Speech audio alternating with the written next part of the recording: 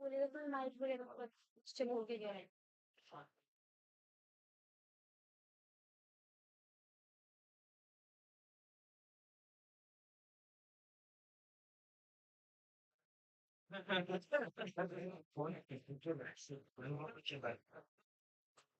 कौन क्या बोला?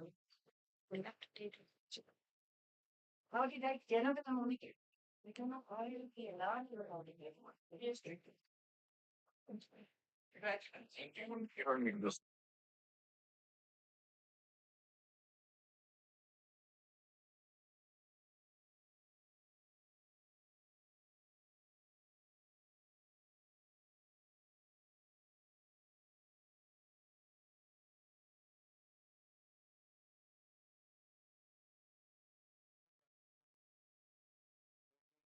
But it's not.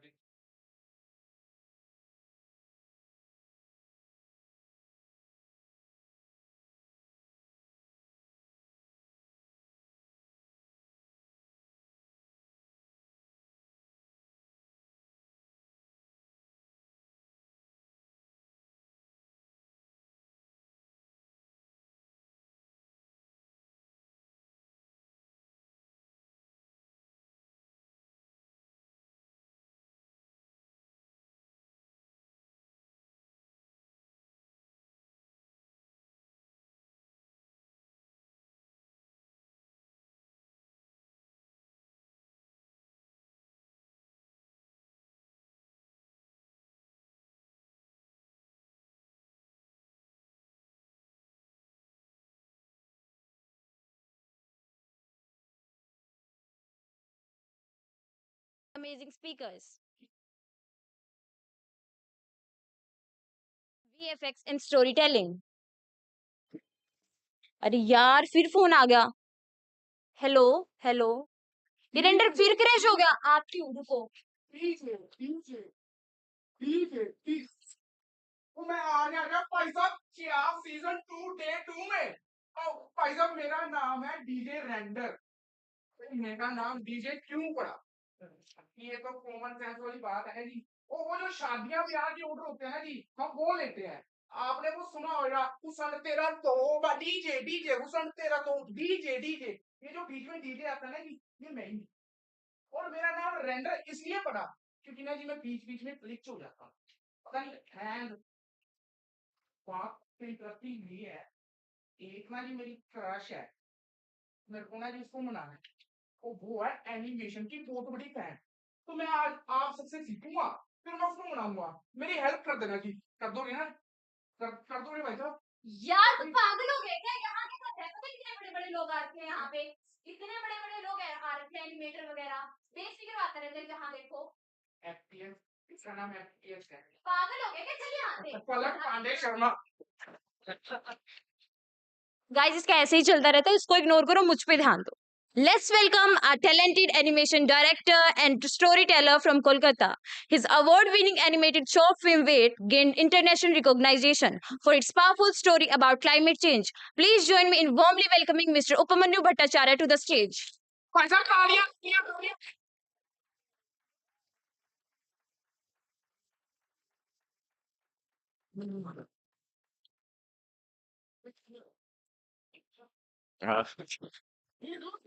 Uh, okay. Yeah. We. Oh, the slides. That's cool. Wow. Okay. That was easy. I feel like I should have come up with that. Well, yes. Good morning, CF. Thank you so much for having me. Uh, First session of the day. Thank you for being here bright and early. I'm here to talk about the animated feature that we've been working on for some time called Heirloom. So good to be here. Lovely festival you have going here. I missed yesterday, but I heard a lot about it, and I will deal with my FOMO privately.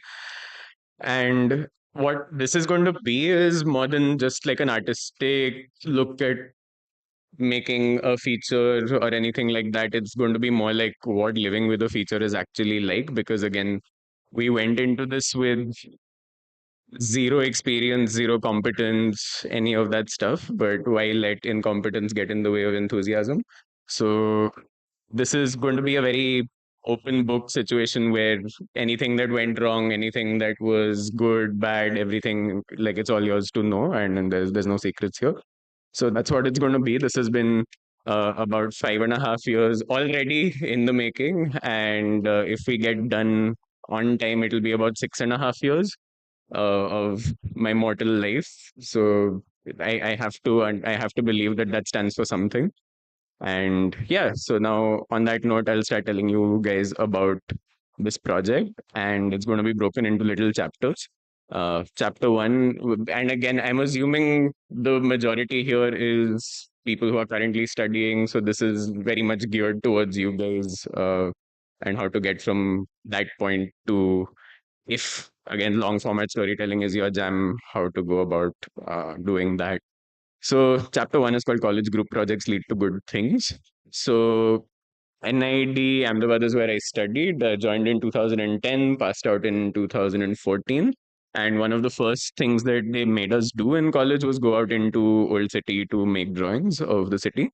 These are all from 2010, as you can see from the dates. So, this is all my foundation first year stuff, which at the time was sure like I'm just going to draw stuff. But again, I think that connection that was forged between myself and Ahmedabad World City at the time is what very much served as the lifeblood for the project.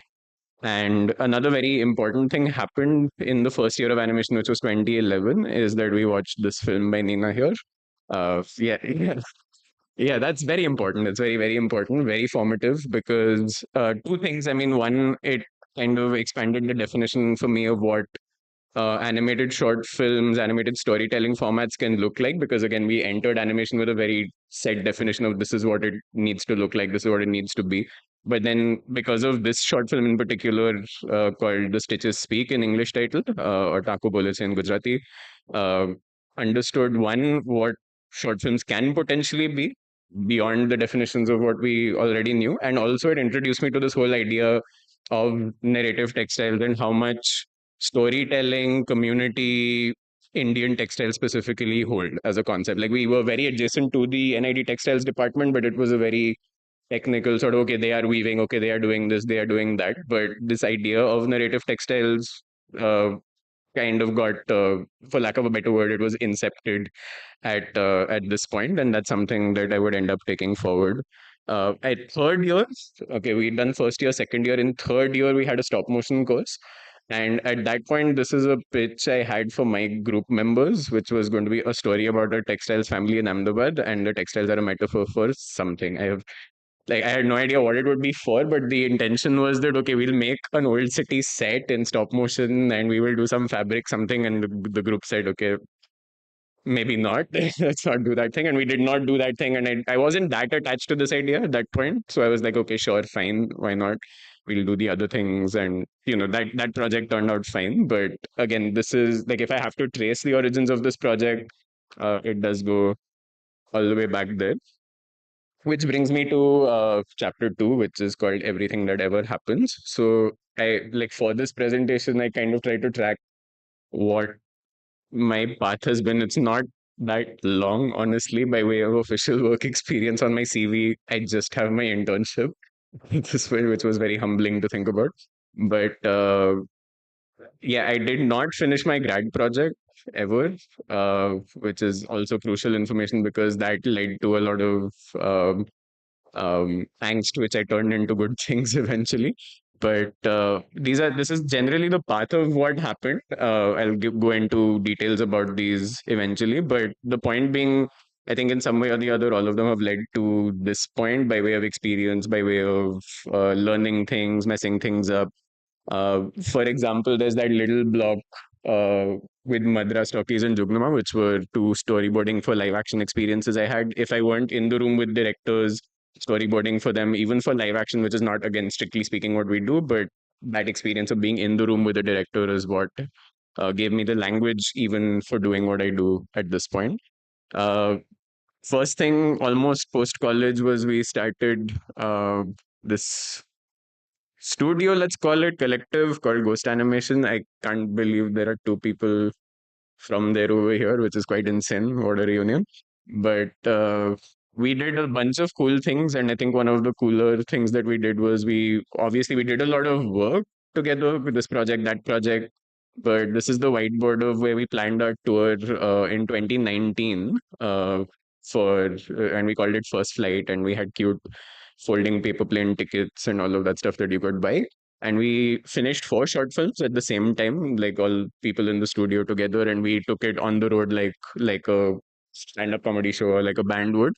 And that was one of the very cool experiences. And that's when me and my one of the partners at Ghost Culp, we finished our short film called Wait, and we took that out to festivals and again learned a lot about how to do short film, because again, keep in mind, I had not finished my graduation project, so it was all the way in 2019 that I finally had that experience of being like, okay, I finished something, and valuable enough. And that's when and along the way we did learn a lot of things about just filmmaking generally.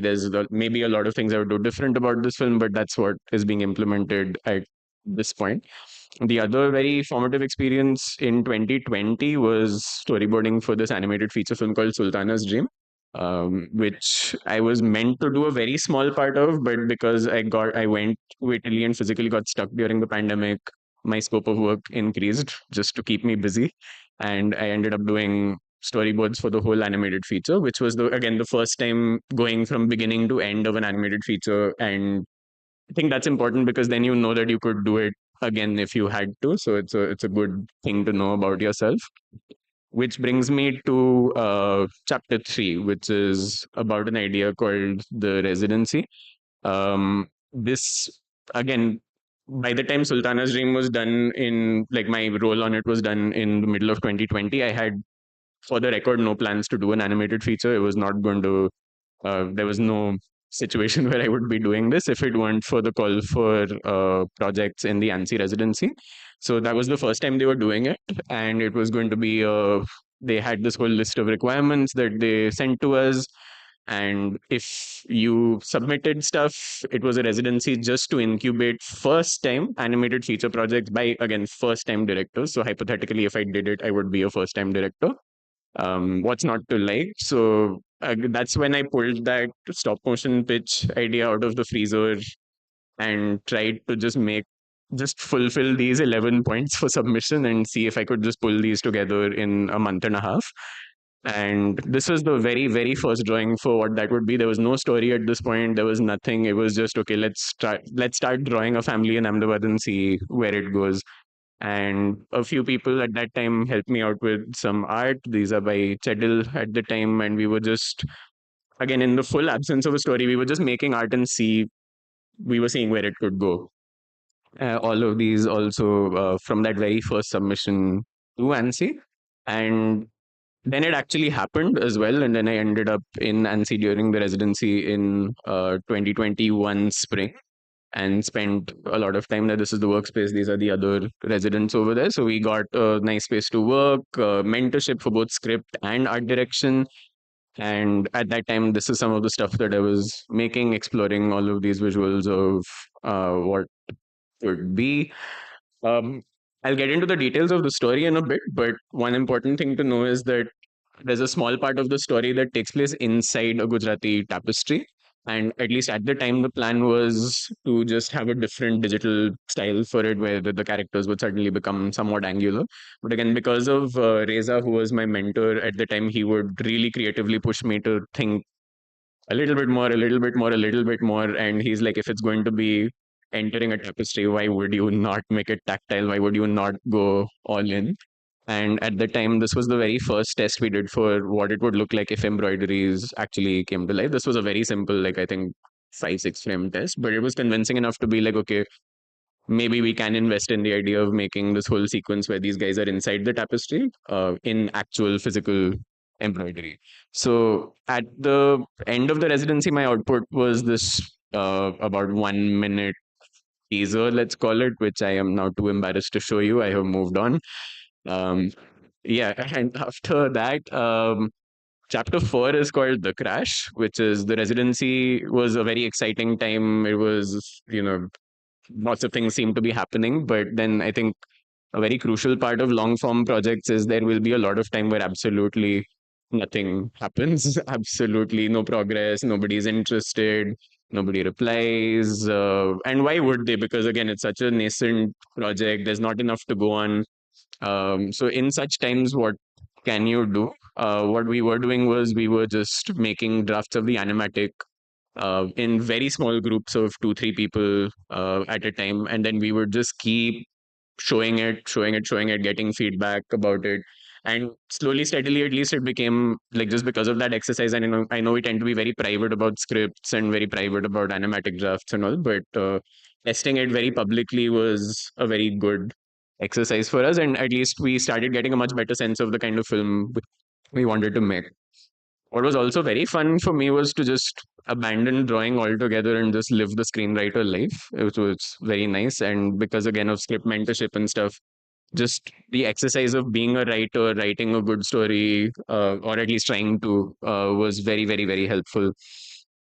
And these are some of the images from my little writing sabbatical in 2022, where I was just doing nothing else. I did not touch a sketchbook. I did not touch my tablet. It was a good time, actually. I'm looking forward to doing this again. And now, because again, after that period was again very incubating the idea, developing the idea, making sure it was really good to go. That brings me to chapter 5, which is called Rocket Fuel. And when we think of financing for films, I think that it's important for me to set some expectations here. Very rarely does a situation arise where you have a project idea with very little to go on, and somebody just comes and says, "Do it, karo. Here's all the resources you need." So that does not usually happen. And these are some drawings of rockets I made when I was 5. I think I just thought it would be cute to add here because of the metaphor I am about to use next, which is usually when rockets take off. I mean, it takes a whole lot of time for it to get off the ground. First, you have to burn a lot of fuel to escape Earth's gravity, and then it's just that little top part that it takes to actually physically get to the moon, honestly. But what am I what am I trying to say here? It's that it does take a lot of self-invest usually, whether by way of time, whether by way of resources, whether by way of just chipping away at it. So even if there's no team, there's no resources, whatever, there was a whole lot of time where I'm like, okay, it is just me. And even if I'm physically the last human being on Earth, the project can still make a little bit of progress. And at the beginning, at least, I was taking on projects as a freelancer exclusively to be able to just hand over that money to people I wanted to hire on Heirloom. And I would calculate projects in that sense that, okay, if I do this project, I can get a storyboard artist for 2 months. If I do this project, I can get one illustrator for this much time to do some concept art. And it was just, building from there. I was very much acting as a middleman between my clients and the Heirloom hires at the time. But again, that was good enough resources to be able to start making animatic drafts and building on them one by one. This was what animatic draft 1 looked like. This is what animatic draft 2 looked like. And this is what animatic draft 3 looked like. The proper Pokemon evolution over there of adding quality. And again, what we decided to do at the time, we were, I think, a team of 5 people who were consistently working at the time. And the 5 of us decided that, okay, now that we have a full screenplay draft, we have an animatic draft, let's go all in and make one really representative trailer on our own, like very without waiting for permission or without waiting for resources to fall into place. And this is what we made in 2023 now. So we've come till 2023. And again, I am not going to show you this trailer. I have moved on.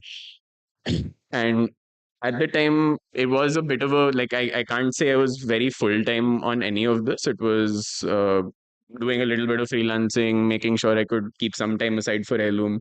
And most of 2023 was balancing that quite a bit. And the other thing that happens in Heirloom uh, is that, again, one of the best ways to keep things going is to keep reinvesting my own salary on the project, or like whatever one could account for my time, my let's say director's fees, writer fees, all of that stuff. That stuff I've put back into the project. Full disclosure, I have taken on certain amounts of debt as well in order to be able to finance the project. But that's we would do that for animation, I think. So But again, like how other producers come on board and all of that stuff is something I will come to later. That was just the part of, okay, what did I myself do in order to get this thing off the ground? And then because now it's snowballed into enough material, you have drafts of the screenplay, you have a trailer which somewhat looks nice, you have a bit of a proof of concept there. Then we opened it up to the pitch ecosystem out there, which is a uh, very interesting and very exciting situation. So pitching wise, our journey has been this. Like these are all of the ones that we've attended. It's quite a few. When I reread this flowchart, I realized that okay, that's we've really been around. And what those are like is basically this is from our ANSI work in progress session last year. We a lot of these festivals, just in case you don't know, a lot of festivals they have a market component as well, where they curate projects to pitch it, to show it to potential producers, distributors, whatever that is. And a lot of the times that just looks like a ballroom sort of situation where they have little tables with those tableau and shaped name cards for yourself. And this is Film Bazaar in Goa on the left. That's the Venice venue on the right. And people who are interested in the project, they just take meetings with you and they come and you show them material, and maybe something happens, maybe something doesn't. And yeah, we met Seth Rogen, which was fun. But and I also felt, I mean, this is just for your education, like these are the places that rejected us, just so that with all of those combined, like the places that accepted us and the places that rejected us, you guys have a lot of options in case you want to ever end up applying to any of these. And usually, this is what happens in such situations. You do your presentation, you see if you can connect with co producers, people who want to invest in the project for equity. We have managed to figure out some level of sales before the film is completed, which again helps you move along. Um, and just it's usually just a very social experience, which is rare for people like us. And it's just very nice that way. Um, the one of the fallouts of one of our animation pitches was we were in ANSI at the time, and then we came under the radar of NFDC. So this is now a government funded project as well, which is encouraging because yes, state support does exist if you want to access it. So that's information that you guys can weaponize whenever you like. There is precedent, and the next round came from after we'd reached because again, now that NFDC had entered the project, we had already made some progress. There was self-invest. It became less and less risky of a project to get involved in. And a lot of um, people who are close to me, who have actually worked on the project as well, they said that, you know what, we will also come in with small amounts. And this image here is from the evacuation of the beaches at Dunkirk during the Second World War, where the Navy didn't come all at once. Small boats came and then, rescued the Allied soldiers and stuff, which is a very apt situation for what happened with our funding situation as well. And again, because of that little inflow of single digit equity, we were able to get to a much safer space. Which brings me to the idea of co-production, which is also something that we've explored at ELO. Uh, there's a little, like, again, this is all for me 1 year old information. I've been learning very much on the job. There is money called hard funds, where people invest for equity or something like that. But there's also a whole category of soft funds, which is more like grants, government funds, which just exist to support the arts. And in Europe, especially, there's a very active ecosystem of a lot of regional funds, national funds, which, if you see the little red thing in the corner, usually a lot of them come with the conditions apply that that money be spent in that region once you access it. So you need a local producer who will help you access those funds. And the best case scenario is that they sanction that fund and you can spend money on your project work to happen in that region. So again, that becomes a parallel process and everybody wins. The obvious shortfall of that is that costs in Europe and all of these areas are very different from costs in India. And what a dime can get you in Europe is much less than what a dime can get you here. But again, you try to balance like reasonable costs and make sure that, again, there's a lot of intangibles associated with having someone who knows the European market. So you try to balance all of those factors. And as of this moment, it stands somewhere here, like a little equity split with France, Germany, India. And now we're coming to the art part of things, which is again enabled by the fact that we have a really nice artistic team. So I'm going to take you very quickly through a bunch of the art that these guys have done. So character design wise, these are all by Rajiv Ipe, explorations made in 2021, where he was bringing his interpretation. We worked with a lot of NID textile graduates as well to make the costume library for the characters. Make sure that again these characters, we spend a lot of time with these characters, so to make sure that they have a good wardrobe. These are by Sana, who is a great 3D artist, and she pitched this whole process as a character design supplement process. It's a 2D film, but she said, my specialization is 3D. I can sculpt really well. So why don't you send me a drawing? I'll sculpt it for you. You send drawers, I will change the sculpt, and that can compound the character design process and make it much faster for you. And now that we have these 3D models, it's been very helpful for us to create our turnarounds and all of our model sheets and stuff. So these are some of the characters from the movie, and these are the model sheets that we hand over to the animators. Art direction wise, again, full return to the roots of 2010. What they made us do in foundation, just go out and sketch. So just post pandemic, made a longish trip to Ahmedabad to be able to just draw as much as possible and see how I was drawing in that space, in that location. And that is pretty much the mood board. And this process of using pencils, soft pencils, again, for the very imperfect, no parallel lines, no straight lines kind of vibe that Ahmedabad Old City has. We adapted that process very much. And this is some of the earlier concept art from the film and some early storyboards, which again, I enjoy making manually because learned directly from Isabel on Sultana's Dream as to how she does all of that. Um, we checked into a house in Old City in Ahmedabad, mapped it. That became the main location for the film. And again, Sana stepped in with help with the 3D so that we had a good reference for the layouts and stuff like that. And eventually, our background process, again, it's a very manual one where we do all of our backgrounds with pencil on paper. Then there's a layer of paint underneath it, actual, again, physical paint and textures.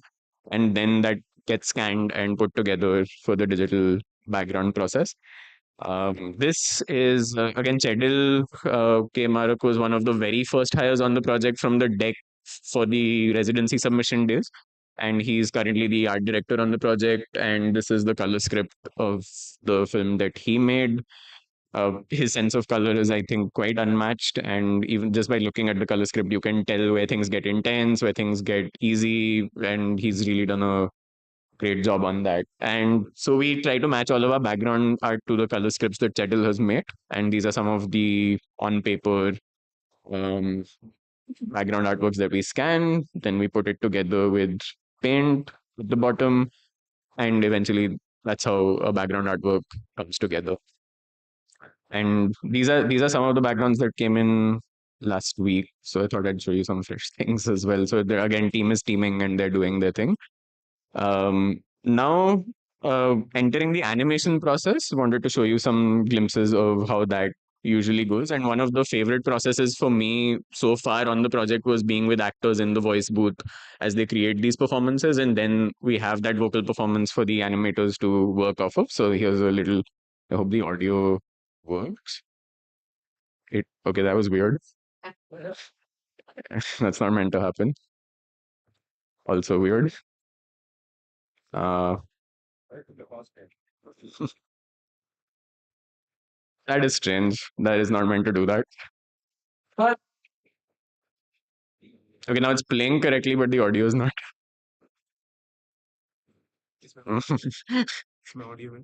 Audio है.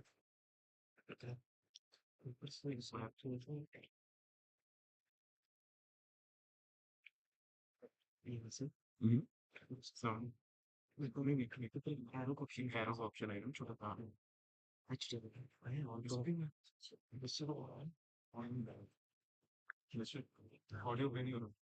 Sorry guys, just give me a sec. Something happened, but okay, if this doesn't play this time, I think we'll just skip it and you'll just have to take my word for it that the actors did a great job. And last attempt. Okay, no, I don't think this is meant to be. It's not meant to be. So what I'll do is I will scrub through it like this. So you get a. And these are the actors in the voice booth. And as you can see, they're really going for it in the performance, and that's the basis we have for all of these animated performances. And based on all of this, you can they're really going through the fields there. Based on that, our animation director Gaurav started doing animation tests for the characters, trying to establish the range of acting and all of that. And okay, the videos are really not cooperating. Maybe if I did it like this.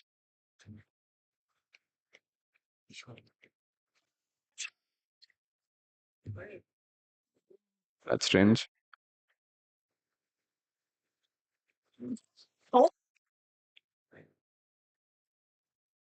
Audio is not audioing.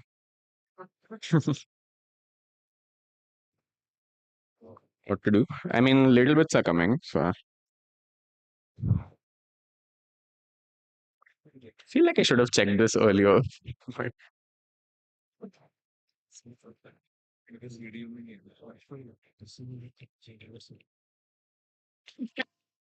I mean, yeah.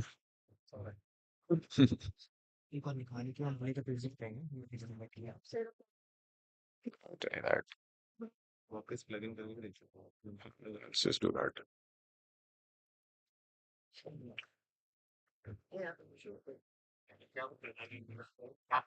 Here. Are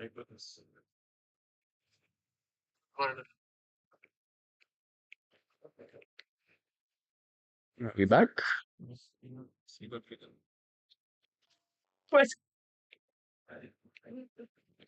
I mean, we've established that the audio does work, but there's some sort of a yeah. So again, animation performance tests. This is going to be an issue because I did want to play some scenes for you guys, but yeah, it's okay. We'll see what we can do.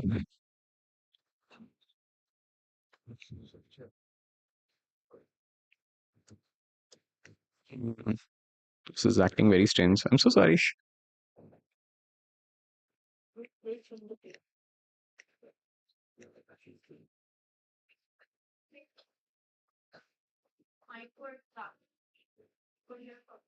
But it's not, if I'm connected to this, it's not doing that either. So.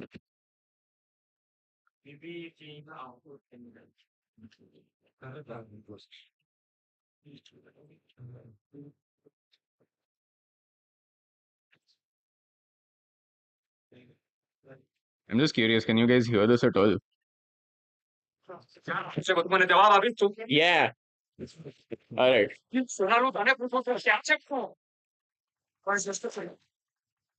चाय मिल जाए सूरज ने क्या दूसरे दूसरे माले पे रखा है क्या सब कुछ हाँ खुद जाके देख लो तो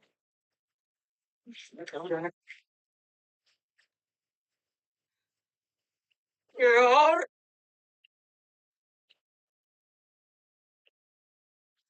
सूरज तुम मजाक कर रही हो ना मजाक कर रही हो क्या थोड़ा सा तो सूरज आज ने मजाक करवानो समय નથી इंद्रवतन भाई को पैसा देकर आया हूं मैं ये पूरा संग्रह ना बड़ौदा लेकर जाना है मुझे 2 दिन में ओ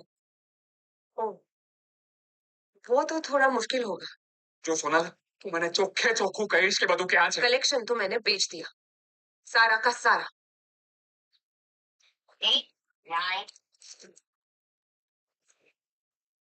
क्या तो शो मान दी उसने नहीं नहीं नहीं नहीं बड़ी बहन को क्या जवाब दूंगा ये किसको बेचा रहीम भाई को हाँ उमंग भाई को बेचा वो पुराना माल लेते अहमदाबाद की हर एक दुकान में जाके पूछना होगा जाओ पूछ लो अरे तो किसको बेचा अरे मुझे जो किसको बेचा किस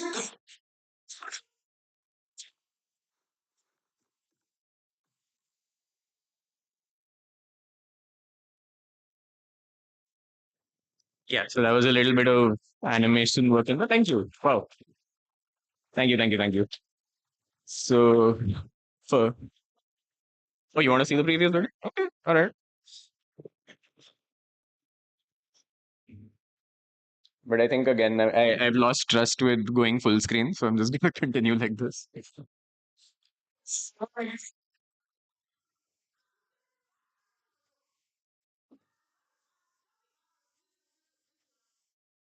कि बात पूछी कि सर मेरा जयेश भाई की कहानी बता मुझको क्या देखी तुमने पूछ ठीक है तुमने मेरे को पूछा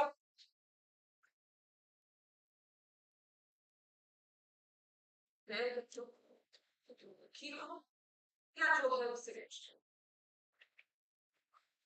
पता था कि मेरी नानी से मेरी माँ को मेरी माँ से मुझे मुझसे हमारी बच्ची को कितना मैं सोचा कि मरोगी पर क्या तुम अपनी बच्ची के हाथ और पैरों में इसको देख पाओगे Yeah, so that's from the songbook. And yeah.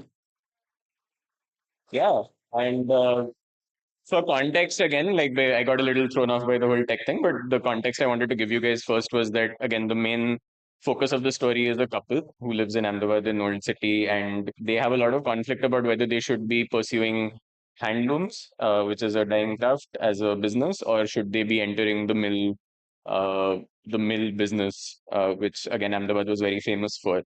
And again, they live with this the husband's grandmother, who makes a tapestry containing the whole family's memories, which brings me to the subject of the tapestry sequence in the film.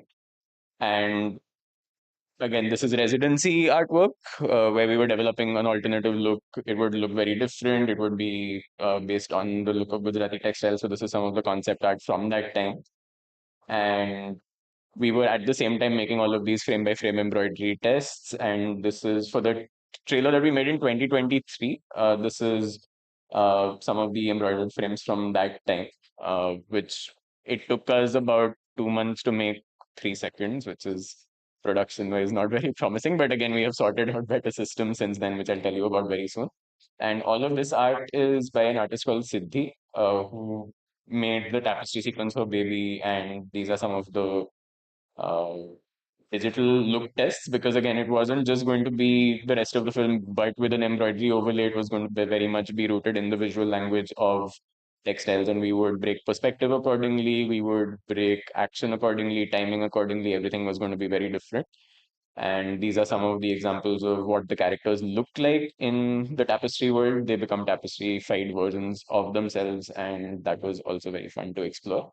So before explaining how we go about it, I'll just show you a little extract from the tapestry sequence that we have.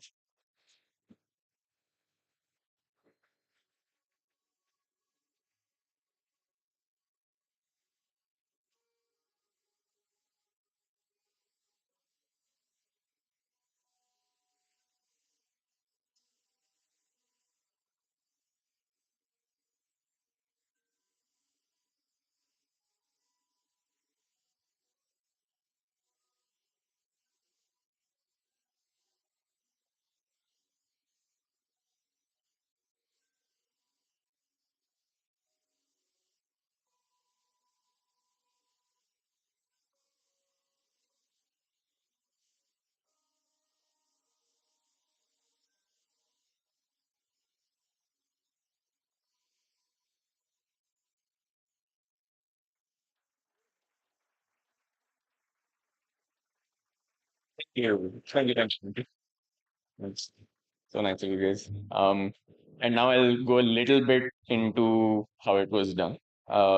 So we do all of the 2D animation before handing it over to a set of embroidery artists who are based in rural Gujarat, and we work with this organization called the Self-Employed Women's Association, who have a lot of artisans based all over Gujarat, and they're the ones who create all of these frames. So there's a very short behind the scenes of how that works. Also, I'm so glad we've cracked a system here for the sound.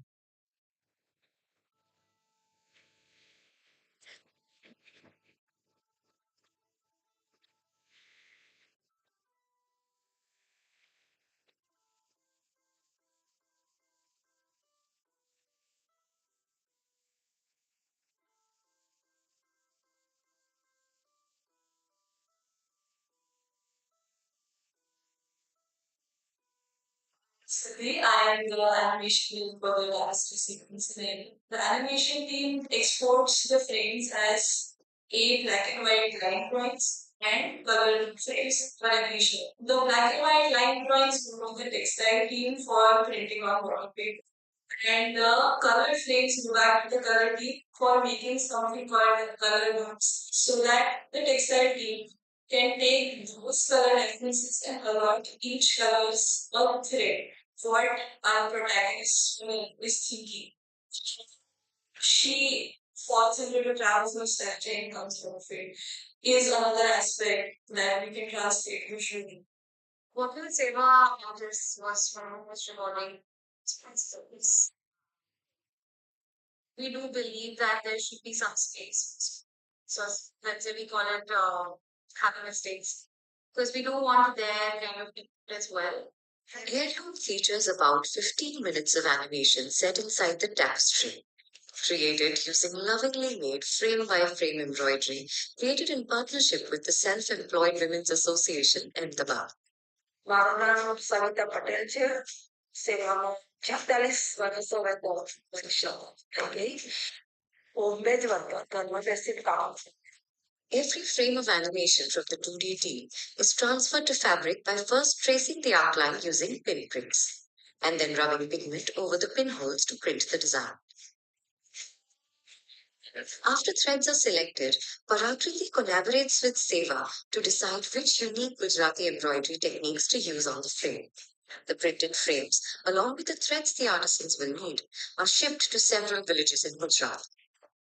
Different villages have different specialties, so multiple techniques being used on the same frame means sending the same frame to many different villages. We are at Gangaben's house in Ramanpur, and she's working on a wedding shop. This watch has come from Ahmedabad. The patchwork is done there.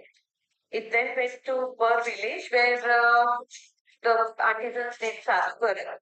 And Gangaben and the other artisans over here, they are doing Ari embroidery.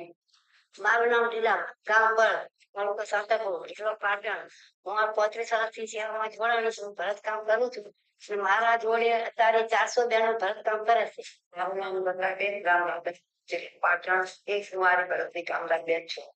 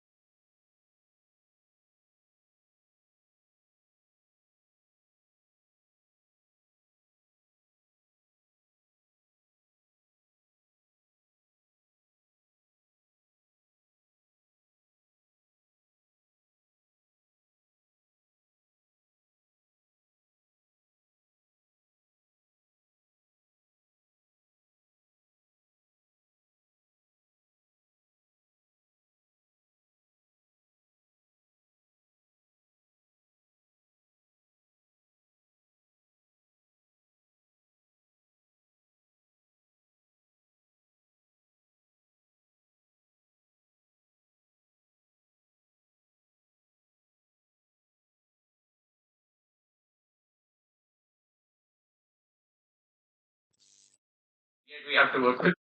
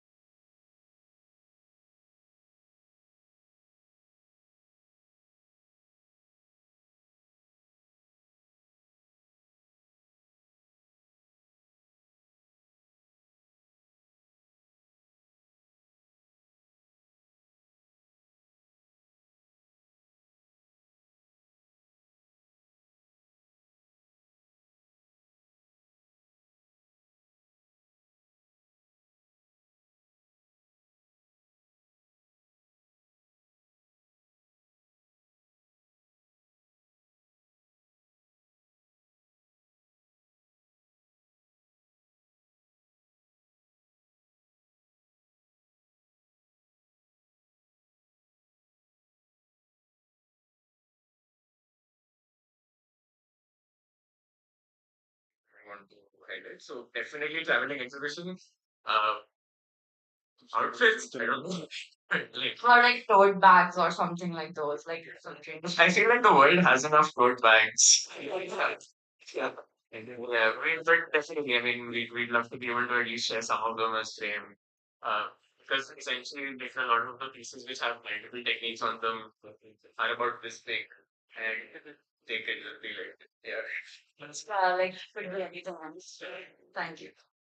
Thank you. Now I would like to invite Mr. Thank you for this presentation. Extremely interesting.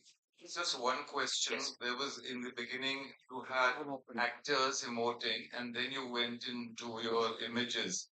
Why was that so? What was the need? Or did you ask the actors to emote or practice and then put it into drawings? How did it work? Yes, we did a lot of scratch voices on the storyboards ourselves. But no, moving into animation, we knew that we wanted the actors to bring their timing, their delivery, and again, because they're Gujarati speakers, they improvised a lot over and above what was in the screenplay. So we did acting workshops with them, and there's a whole 7 minute argument scene which we wanted them to just run with it, just argue, just treat it like a theater performance, go off script if you need to, but just fight with each other. And we wanted to retain all of that and bring it into the animation as well. And when the animators have that precise timing, precise delivery, precise pauses, and the videos of these actors in the studio, whether it's for basic things such as lip sync or whether it's for an expression cue that they want to take, we have all of that information available as well. Yes. Yeah. Yes. Yes.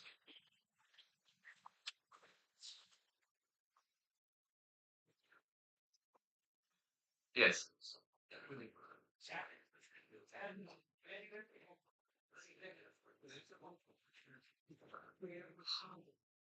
Right. I think we just try to think of it in terms of hills we want to die on, I guess, and choose our fights a little bit because I, at this point at least, I would prefer a well finished, comfortably finished version of things versus throwing it entirely off course because I insisted on something unreasonable. So I try to take that feedback from HODs. Or motion director was like, look, I love it. But do you want this whole monologue? Do you really want to follow it? And I had to like, I thought, and I was like, okay, maybe not follow it. That is true. I can take that note. And it was, again, the HODs, they put their requests accordingly for production considerations. And especially if a department is lagging, then we sometimes have had to take tough calls that, okay, we wanted to do it this way, but it's fine. We will do it this way and it will still be nice. That's happened a few times, but not too many times so far.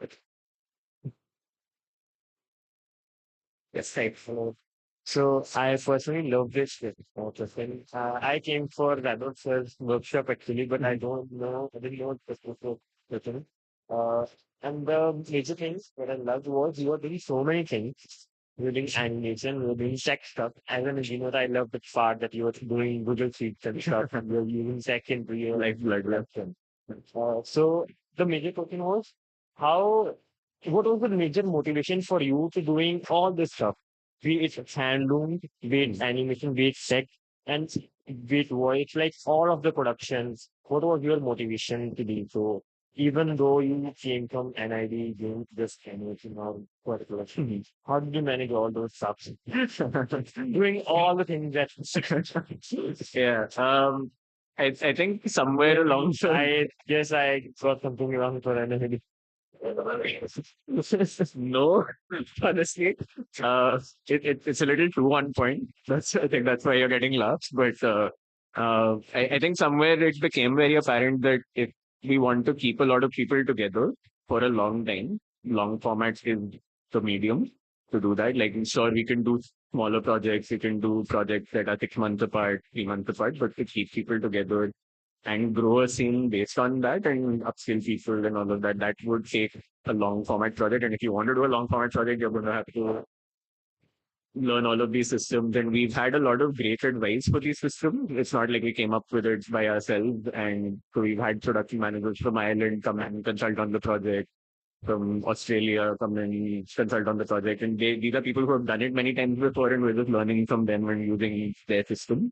And having good systems does save time, it saves effort, um, and just, especially when you are accountable for both time and money, you can't just be like, it's going to take us longer, it's going to take, don't bug me. Like, that's not something you get to say anymore. So, yeah, because, and this will create that sense of this is feasible, this is possible, this is where we have models as well to figure out when a particular process ends. Does it end on time? Are we going over cost? Are we going over budget? All of that stuff. So it's important, and we can't. I think if you do want to get into um, helming a project, you can't be like, I'm not going to think about it, and I'm to an artist.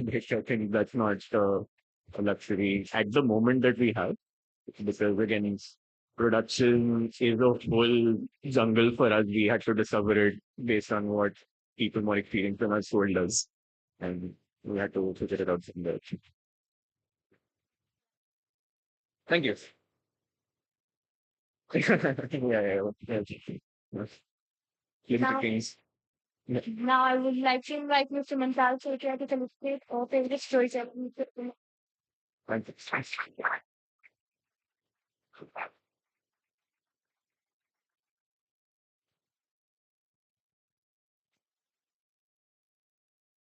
Well said.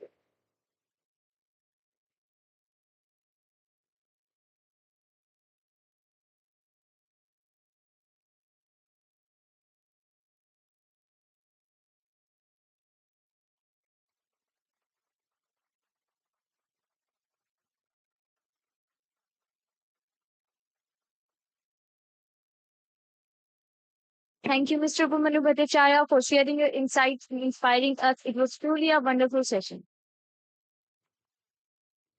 Attention, please. Students who registered for the workshop with this Vaibhav Kumresh are requested to kindly move outside the Rockefeller. Our volunteers will escort you there. Thank you.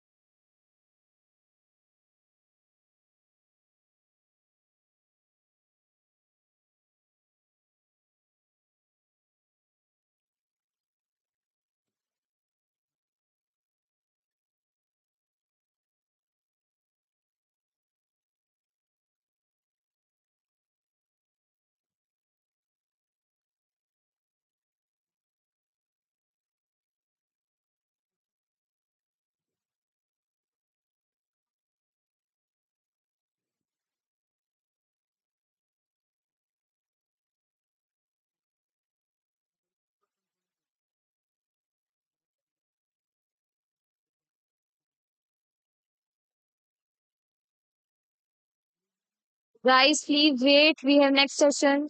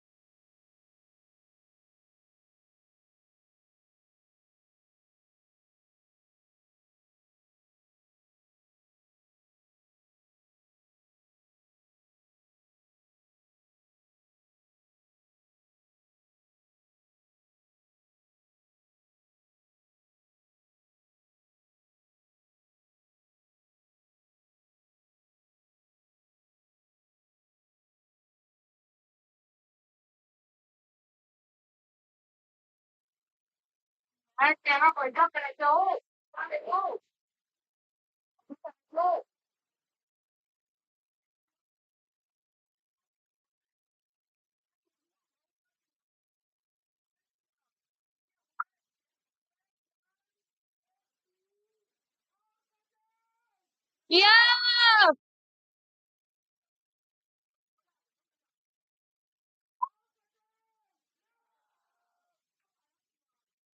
that's Jaya. Next, we have a visionary leader shaping the future of India's animation, VFX, and gaming industry. As the country head of Technicolor Creative Studios India and founder of Extra Studios, he stands at the intersection of creativity and technology. Let's give a big round of applause for Mr. Biren Kaur.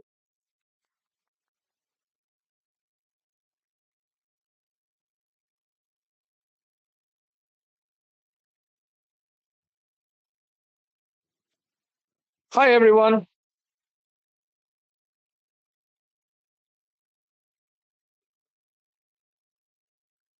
Okay, what do you think this topic means? Please shout it out. Come on, guys. What the topic was? What is the topic? How do orange become green? Normally, if you keep it at home, it's really spoiled. So, are you expecting a presentation that tells you about numbers, policy, etc.? Are you expecting that? If you're expecting that, you're not going to get it. Okay, you're not going to get it. I basically would like to go to my first slide, please. I'm going to say next slide each time because you've got my slides.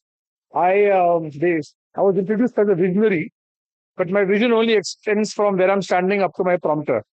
So the rest of the vision, I think, is going to be in the hands of you folk for the future of this country.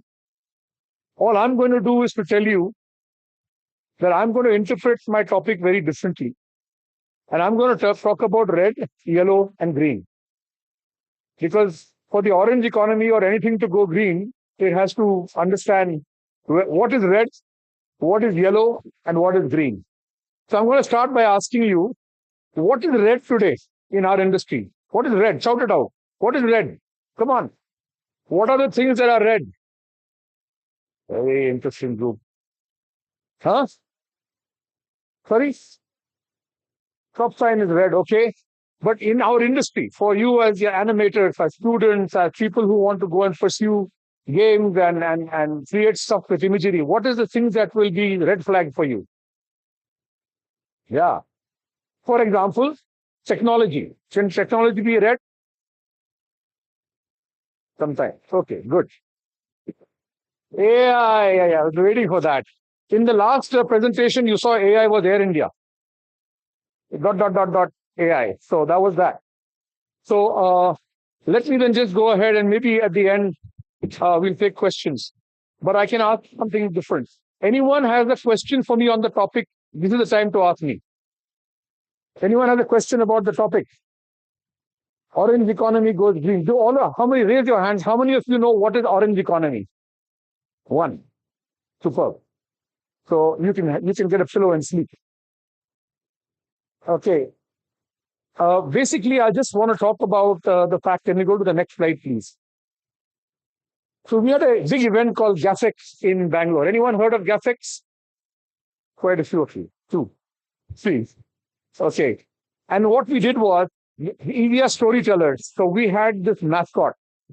And I want to start by telling you that whenever you create an idea, a project, or something like you saw in the last presentation, and perhaps a lot yesterday, you need to be storytellers. And my first point to you, I'm going to give you 10, 15, 20 pointers. Hopefully, you'll forget most of them and remember one that really works for you. But I want to start by telling you that the future of storytelling, and I promise you this, the future of storytelling will not be watched. The future of storytelling will be lived. You saw in the heirloom presentation that what they were creating, what the team was creating, was not something for you to watch, but for you to experience. And anyone that is you or younger than you do not want to be told stories anymore. They want to experience stories. That's the future of what I think we're going to do in all that's happening in the future. So we're entering into a world where creativity is no longer just art. You heard from that presentation that you need to be partially an artist, partially a production person, partially a money person, partially go to market, partially many, many things. And so when we talk of this quirky thing, A, V, G, C, X, R, right? These A and the V and the R, or whatever you want to call it, they're very, very different from each other. They require different skill set, they require different preparation. And I think basically only one thing is common across all of this. And that is that it lives at the intersection. There is an intersection, and you've heard that beautifully in the last 1 hour, the intersection between imagination, technology, and economics. So if the last century was built on steel and oil and so on and so forth, the next century, this century, will be built on code and creativity. And that's why I think you guys are in the right place compared to folks in the rest of this university who are still doing things that are going to take them into the steel and oil part of this whole story. And I do believe that the make in India that I would believe is going to happen in a big way is the making of creative artistry. Okay, so that's what I want to talk to you about. So next slide, please. So before there were pixels, before there were polygons, before stories were rendered in real time, there was a pulse. You know, we created this character and I had to make up something around it. Who is this character? And in the subcontinent of India, where imagination and code learned to dream, there was a signal. It was not loud. It was not dramatic. It was a possibility. The signal is called aura. And so we decided that this is aura. We don't know if it's he or she, but it's certainly it. And aura was not born in a lab. It was not created or forged like steel in a studio. It was not assembled in silicon. Aura emerged in a space between artists and engineers, between brushstroke and blueprint, between algorithm and emotions. So we thought that aura will be the spirit of convergence, where game engines are powering cinematic universes, where creators are building worlds, and then we invite people to come in. So aura for us, and we're going to create a short film around it. Aura stands for curiosity. I started here in order to tell you that when you talk about our sector, numbers are irrelevant. How much do we do? Are we 1% of the world market, etc., etc.? What are you going to do with that number? You can do nothing with it. None of us can do anything with the fact that we are 1% of the world market. If you do something right, we'll be 2%. Right? Let's get there and move ahead. Next slide, please. So, what is the curiosity that aura is going to ask us to consider? And that's the conversation with you guys. Okay? Aura is this giving us a curiosity that makes us ask the question: what if stories were truly immersive? I think that's something that all of us are in that quest to figure out. What if characters could feel, even it? What if India didn't just service the world's imagination, but begins to lead it? And you can see how difficult that journey is. And in asking these questions, aura has been evolving and seamlessly becoming the mascot of AVGC. Next slide, please. So I will just tell you, first of all, if you expect to read anything on any of my slides, you're in trouble. You know the reason? Can you tell me why I don't write on slides? Does anyone know the answer to that? Very good. Very good. I use the same picture for different things that I say. I have no idea what this means. And the only reason I don't put words on a screen is you will read it. Then what am I doing here? So it's really important for me to tickle your imagination, because when I'm speaking, all of you are going to take away a different picture in your mind, and you'll take it away in a manner that actually speaks with you. That's the trick of imagery, right? And all I can tell you, and this is my last conversation about the topic, I have 20 slides, and this is the only one that talks to the topic that was given to me. which is a great topic, except I'm not going to speak to it. The industry that you are entering, is growing at 20% or 25%. And the country's industry overall is growing at 10 to 15%. What does that mean? Why is that important? When an industry, I bet I'm a very old dog, I've been working for 40 years, I'm very unsuccessful, I'm still working. When an industry grows faster than the economy, it means something very deep is shifting. And that shift is going to be in the favor of you guys who are younger than I am. That's my take on that story. That's the green pasture to look at. And this is being driven because India, people talk of demographic dividend, lots of people here, etc., etc. I don't see that at all. I see India not as a market. I do not see India as a market. I see India as a multiplier. So every big company in the world is coming here in order to do R&D or back office, front office, side office, all this stuff. Not because we are people, but because we are the accelerant for what they do. And in our industry, we are going to be exploding. And here's why. Screens are shrinking. Experiences are expanding. I would like to see projects done in this university and other places, and we're happy to work together with you in figuring out what is going to be that experience of the future. It will happen in glasses sooner or later, but before it happens in glasses, it's happening in domes and stuff I'll talk about in a bit. And I think the outsourcing story, fortunately for all of you, will die substantially because there will be cheaper ways of doing it, either through technology or in places that are lower cost than in India, already happening in Eastern Europe and wherever, right? So I think we are moving from being partners in production because of cost to becoming co-authors. So I think you heard earlier that basically now there are some incentives available in India, etc. It's still quite crazy. And I work a lot on policy, and yesterday you heard maybe lots of talk about policy. But let me tell you this as a person who's helped create more policies other than perhaps Ashish Kulkarni. Policy doesn't create talent. No policy has ever created talent. But it helps to accelerate it. That's all it does.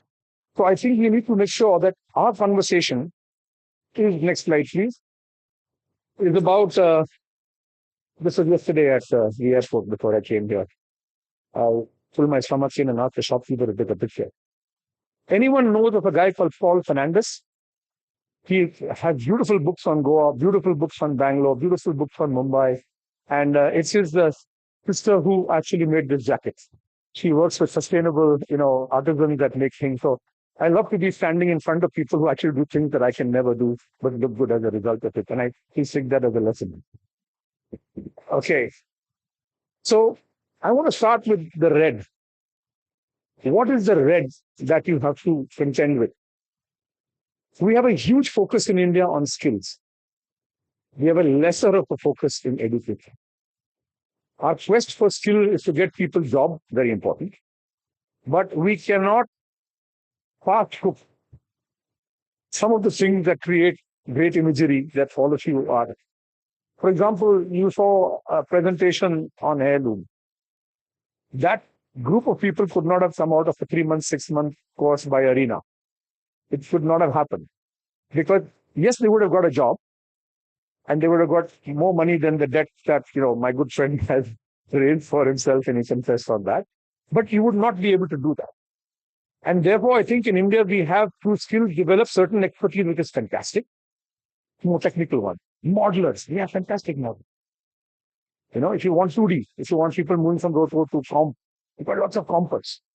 But things like animation, things, which are lighting, things that are aesthetic, which require high fidelity, they can't be done through the skills journey. So skills mismatch is one red flag. The second is the IP ownership.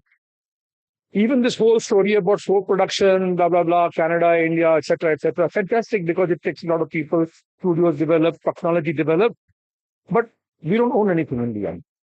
and the territories that come to you or the percentages that come to you as a result of that, I think we need to turn the page and move forward in a far more risky fashion. So third is AI, and I'll come to it, specifically come to it. And the last is global volatility, right? My sister moved to Dubai from London, where she lived for 20 years, 3 days before the Iran attacked the whole place. I mean, timing sometimes sucks.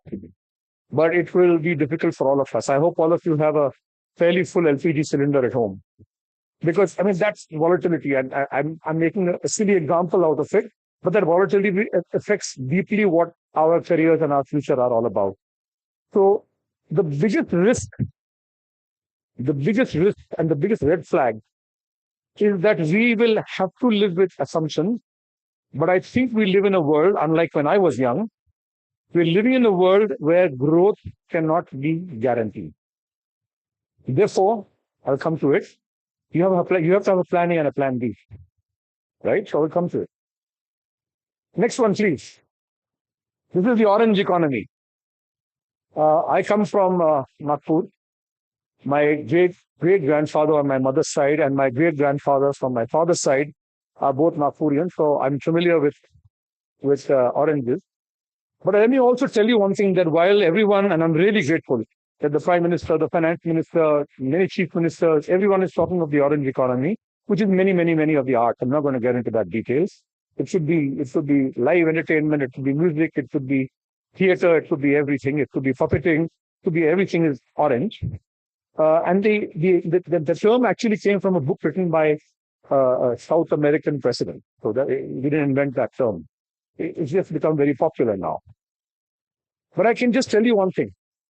Like everything else, like oranges, not the color orange, but the orange fruit, creativity becomes seasonal when curiosity becomes optional, which is why I started with aura.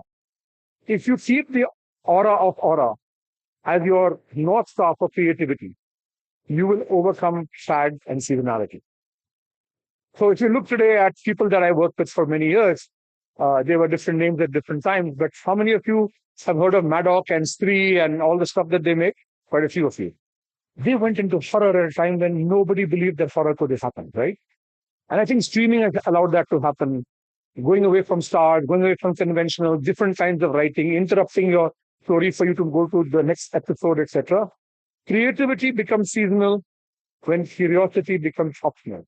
If you stay curious, you will have a longer season than the orange plant. And I think our industry thrives on a few things. Tech shifts. How many of you saw the first Shrek? How many of you saw the second and the third Shrek? Right? Look at Shrek 1 and look at Shrek 3. So Manoj was here in the room and worked together with me. We made like 50, 60, 100, 200 episodes of Kung Fu Panda or Madagascar or whatever, entirely with our team in India. And what happens in the same time? You're doing season 1, 2, 3, etc. You're gone from half K to 1K to 2K to 2K stereoscopic. Nothing remains the same. Your software of the first season cannot work on the machine. The machine of the first season can't work with the software of the third season. It's too clunky. So everything changes with tech, and we have to embrace it. There are cultural shifts. People like watching some stuff that they don't like watching after some period of time.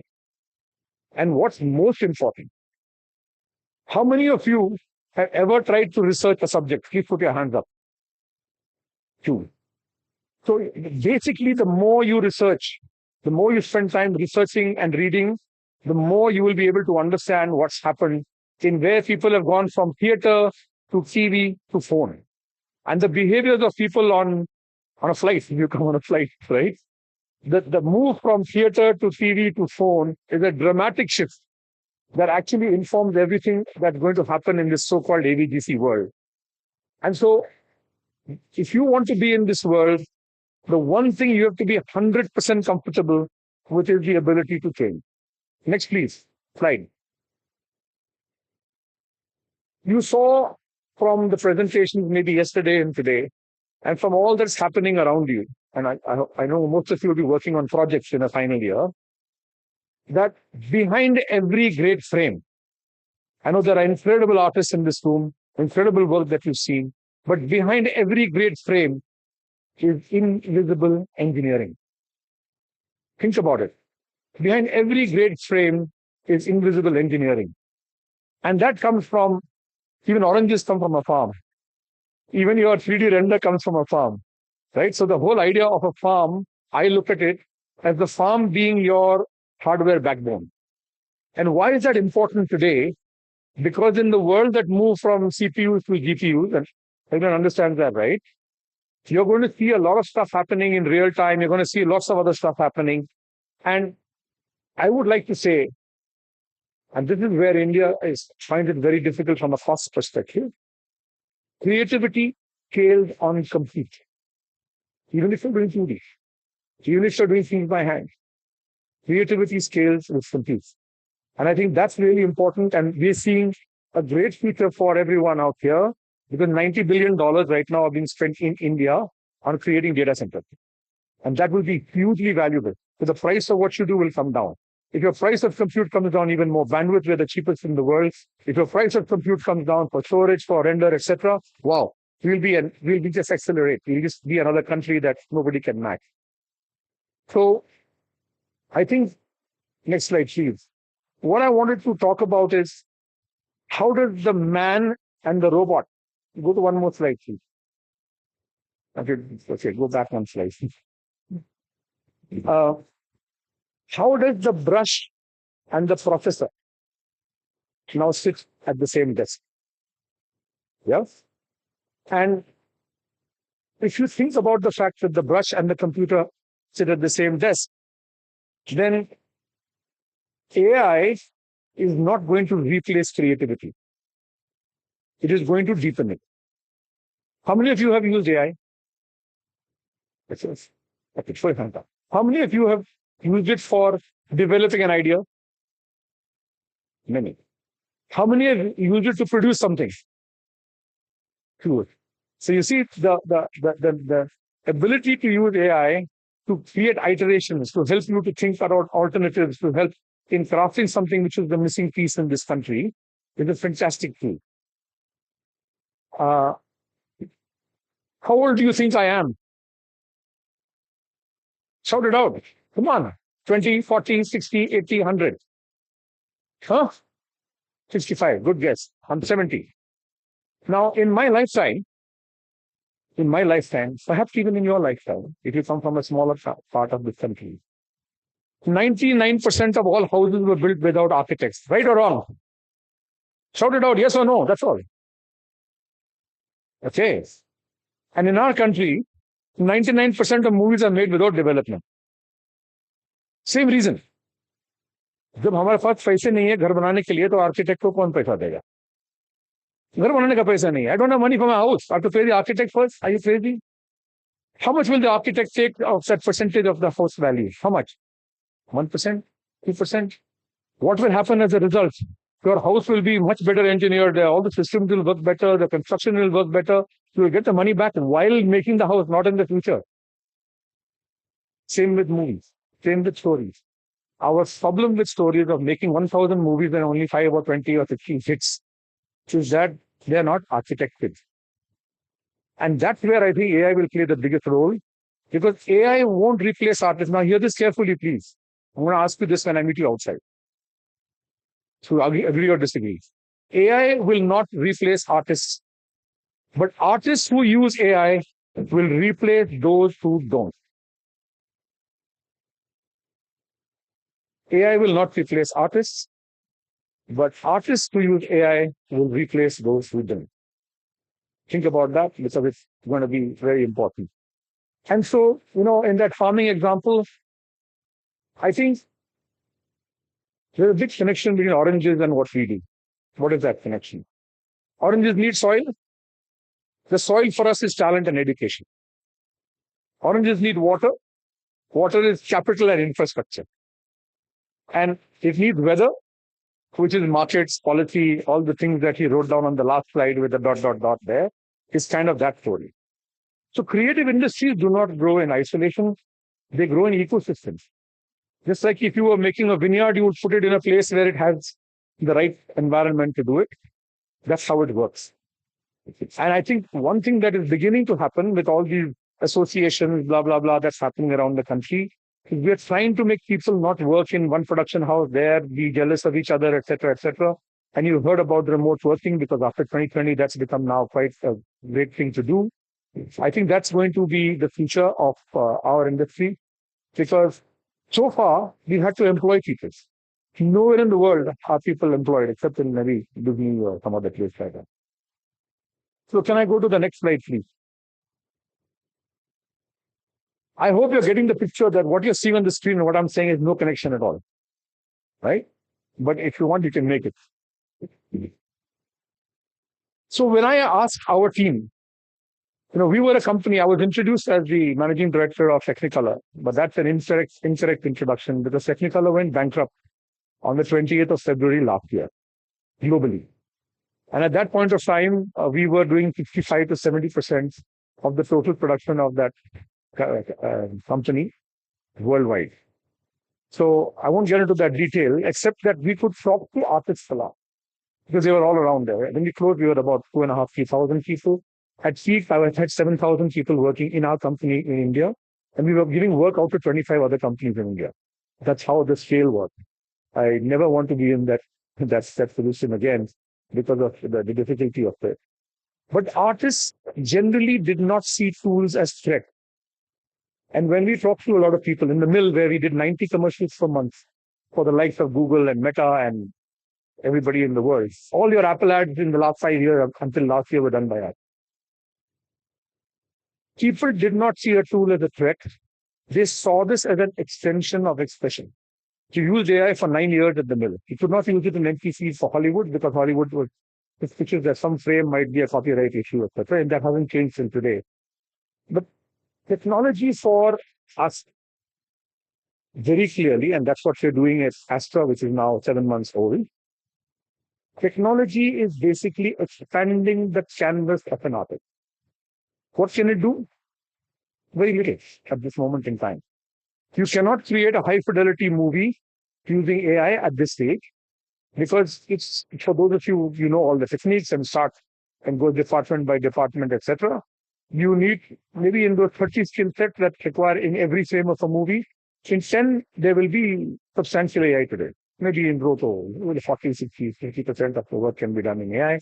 You still have to finish it in a condensed format. So I think basically the zones that we are seeing happen, artists are going to gravitate to what happens instinctively and not mechanically.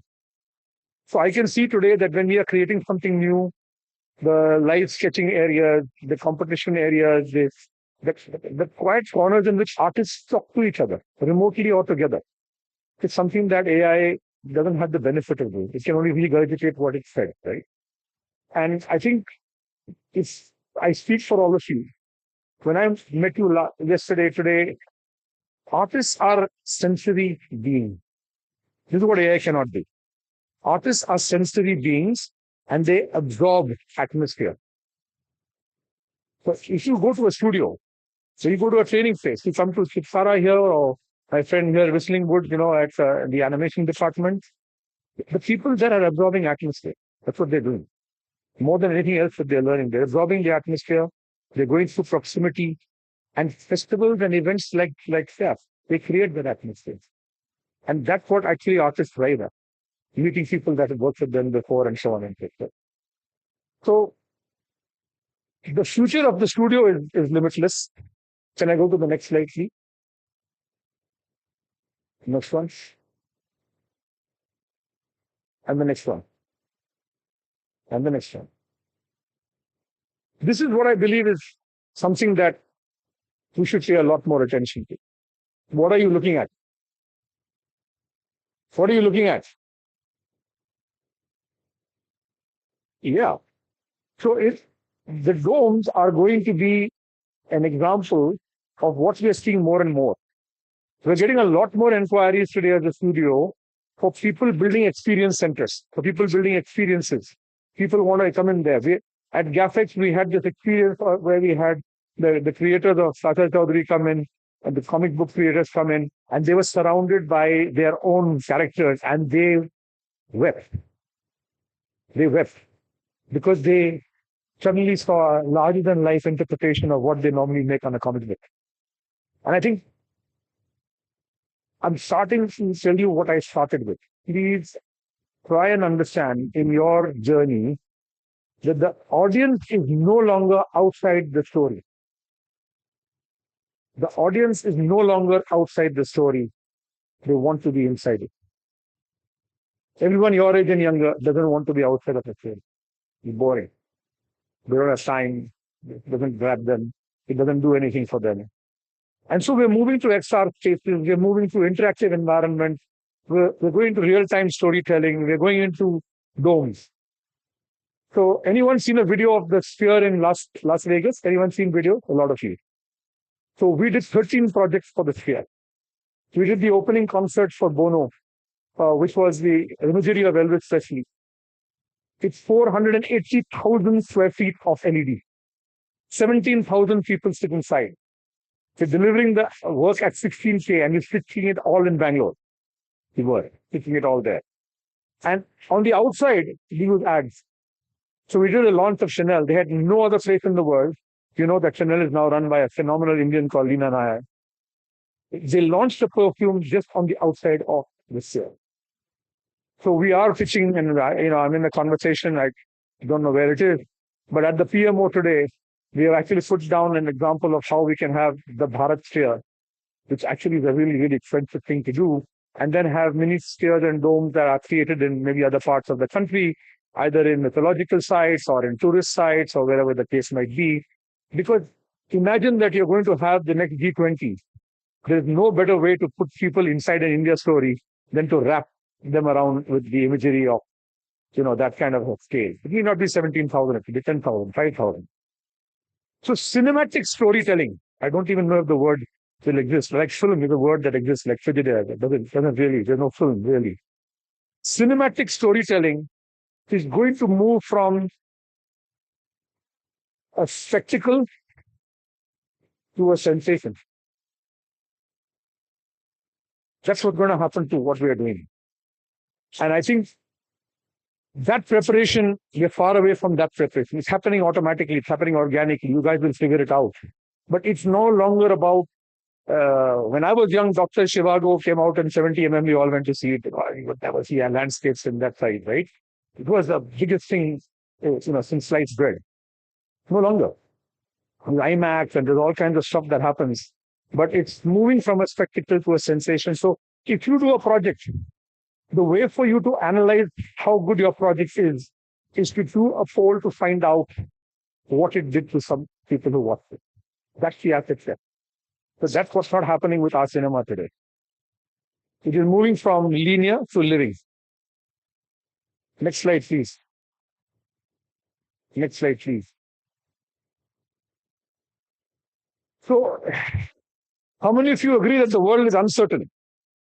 Everything is very uncertain. All of you agree, right? The world is uncertain. Is that good for you or bad for you? Okay. I just want an answer. Good or bad? Good. Who said good? Okay, meet me at lunch. I'll give you a second helping. The future belongs to those countries, to those teams, to those professionals, to those individuals who can be comfortable being uncomfortable. Yeah? Heirloom is being made because there are people who are comfortable with being uncomfortable. They're not going and taking that 32,500 rupee job less TDS because or 60,000 or 100,000 because they're comfortable being uncomfortable, knowing that the reality is that the outcome will be amazing. And why I'm saying that this is really good for us is because we are in shit week right now with all the global disruption. But what is happening in many industries and will happen to our industry is that the global economy runs on supply chain, right? You know why they can't fight with China anymore from the US? Because they can't, right? Neither can we. We can fight with them on geopolitics, but we can't fight with them on supply of raw material, which is now the comfortable state for India at the moment. And because the global creative economy runs on fragile supply chains, this disruption worldwide is going to be fantastic for us if we get our card right and move forward in that way. Next, please. So I'm going to start with, leave you with 4 or 5 final thoughts. One is excellence, right? Excellence. As far as I can tell, and you can be upset with me, but I will stick with my point of view. We have generally been very okay with accepting average as a habit. If anyone disagrees, put your hand up. We as a country are happy to accept average as a habit. And specifically, if you are working in animation and so on, I'm sure that while you see it regularly and you see all the stuff that's coming out, which is AI on Instagram, etc., it's rubbish. It's AI slop, right? It's a lot of stuff that people are pushing out there. And even the things that are coming out, full music videos with AI, etc., they will get quite good in time. But it is average. And what happens in any situation where you have commoditized average volume is that excellence will stand out. So you need to make sure that you craft yourself, you push yourself to be really, really, really outstanding. And I think there's a great example of this in India. A great example. You guys are not around, but till I was 25, 30 years old, we used to lose at cricket to every single country in the world, at every single venue in the world, including in our home country. And then something happened. And that was the ability to really hone people to be outstanding and excellent. I argue today that if you put 2 cricket teams out, you'll still win. Right? And why does that happen? Because you build a high performance culture in that particular domain. And that is what we have not yet been able to achieve in ADBC. We do not have a high performance culture that is brought through not only through inspiration, but through daily standard of no compromise performance. And therefore, animation, movies, design of anything that you want to do are places where average will always show that there has been rushed thinking, there are safe choices and unchecked habits. But if you look at the right habits and the rigor, not just the passion and whatever, that will change the whole story. Next, please. So my team and I have these statues in my house, unfortunately no longer in the studio. We got 4 Oscars for visual effects. We got 9 Emmys for the work that we did in Kung Fu Panda and Madagascar and blah, blah, blah. I did nothing. I had to make sure that all the salaries in the last month we didn't get salary were paid on time for thousands of people. We graduated 22,000 people. We made world class in the 16 years of Technicolor in India. In the university, I think they should call me a dean, not a studio head, because really that was the kind of talent that we created. And all I can tell you is that we were pushed. We were really, really pushed. Because creative brilliance is not accidental. It doesn't happen because you're a great guy or you're fantastic at what you do. It is culture, it is systems, it is expectations that need to get aligned in a way which I think is the job of leaders. And there's one faculty, one discipline missing in this country. That is the creative producer. The creative producer. There is no course that has, if we had more creative producers, a lot more of you will have opportunities to work with that creative producer who can put projects together and make that happen. So there is now an institute in Goa that's come up and they came and met me. I haven't been there yet. They're only trying to create 10 or 20 people at a time into creative producers because that will help to create much more IP and make sure that this culture, systems, expectation can be put into a solid framework. So I think you should look at your next steps like playing the Ranji Trophy, like making sure that you're playing the domestic cricket and getting set to play the bigger game that will go there. And I'm not an expert on the Bhagavad Gita, but there are a few lines that I think are fantastic. One is that people always write to me. They meet me. Viren, what you can do, you can get me this job. I need to do this. I'm so good. I've done this for 15 years, etc. And my heart goes out to them and I really want to help them. But the number of people that write to me, it's impossible to help everyone. And so I tried to figure out what I should say on that regard. And this is important. Seek a guru to show you the way, not to sanction your way. People are looking for gurus saying, "Mere kara do ye kaam." It's the way India works, by the way. If you have to get a driving license renewal, also it's the same. But I think what's really important is to seek a guru to show you the way. If you get the right guru, he will actually show you a way that works for you, with your aptitudes, with whatever you come from, and tell you what's the next step, right, in your journey. I think that's very important. How many of you actually have a guru that will tell you this? Very few. Please take this away. Maybe if nothing else I've said to you today, find someone who can show you the way. Make sure that you make the friend to that person. He or she should accept, not कि हमने बात कर लिया, हाँ, I'm trying to meet that person. No, you actually find a guru who will show you the way. It will save your life. Next, please. Next. How many of you have a dream that you have a great story? Hands up. How many of you have dreamt that you have a great story? What? What kind of students? Huh? Oh, and they were really sleeping. Okay, sorry, I woke you up. Okay. Okay. How many of you know what manifestation is? Manifestation. Everyone. Okay, so let me tell you, please hold on to this lovely thought. But manifestation is not magic. It is designed.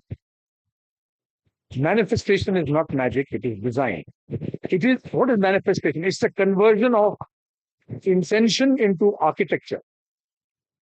It converts your intention into architecture. It is not mystical, it is not accidental. I promise you, it is designed. So there is a big phrase, everyone has heard this phrase. Have you heard the phrase, if you can dream it, you can do it? Have you heard the phrase? Hands up. Bullshit, it's all wrong.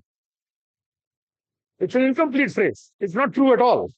I'm telling you, ask anyone who had a dream and didn't put rigor into it, nothing ever got made.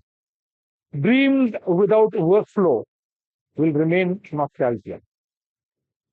Manifestation is what makes dreams operational. Right? You saw Google Sheets, you saw Think reviews, you saw lots of stuff where you saw the calendar that, my God, I'm doing all this stuff every single day. It's operational. So your wishful thinking has to become intentional design. Your hope has to become structured action. Your action should become shared outcomes. The world is too fragmented. Politics and God knows, emotion and technology, etc. Manifestation is not about wishing for your future. Please continue to dream, but make sure that you know exactly how to execute on that dream if you really want to do something. So it's about engineering it in the real world. I'm coming kind of to the end. Okay, next slide, please. Next slide, please.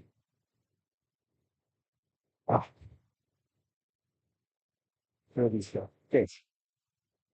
The world is transforming. Are you? Is the question. The real question is not about, what change is happening. How many of you saw NVIDIA's announcements in the last 24 hours? Hands up. Yes, you saw that in the last 24 hours.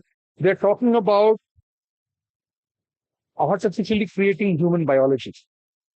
Okay. And I remember that on the morning, everyone knows about a conference called Waves in Bombay, big conference with Modi, everybody, etc. Yeah, nobody knows. Okay, doesn't matter. I was having a breakfast with Kiran Mazumdar-Shaw from Biocon. Anyone heard of Kiran Mazumdar-Shaw?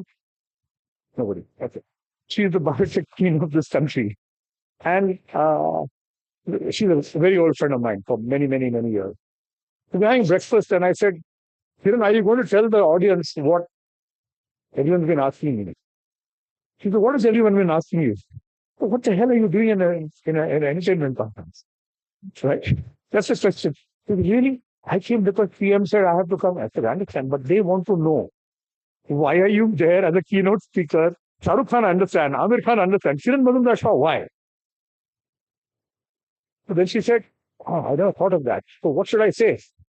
I said, you have to tell them that what you do is exactly what people do when they make a movie. She said, how is that? I said, how do you invent a molecule? You start by trying to, you have an assumption that I need to create this to make sure that this is the end goal. I do my research, I put people behind it. It may happen, it may not happen. It's the same when Imtiaz Ali wants to make a movie. He doesn't know it's going to be great. He does the same thing. So you have to produce a molecule, that guy has to produce a movie. Both have to have a successful outcome. The rigor and the process of innovation is the same. The tools you use are the same. I don't know if you guys have ever been to other industries. I have been to the Mercedes-Benz R&D center near my office in Bangalore. I have been to Dassault Aviation where they're doing the fighter jet.